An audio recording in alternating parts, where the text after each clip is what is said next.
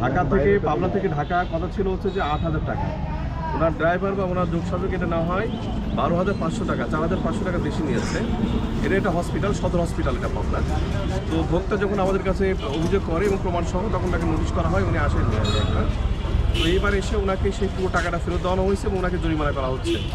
এবং এরপরে যদি এই কাজটা উনি পুনরাবৃত্ত করেন আপনি, তাহলে আপনার গাড়ি কিন্তু একদম ডাম্পিংয়ে যাবে এবং আপনার বিরুদ্ধে যে মানে টোটাল সিজ হয়ে যাবে গাড়িটা, এবং আপনার বিরুদ্ধে কঠোর আইনের ব্যবস্থা গ্রহণ করা হবে।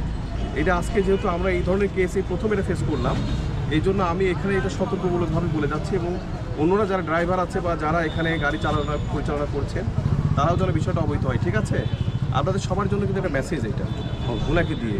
সুতরাং আজকে আমি যেটা করলাম সেটা জাস্ট সিম্পল একটা ইয়ে দিয়ে বিচারিকার কার্য পরিচালনার মধ্য দিয়ে এটা সম্পূর্ণ করলাম।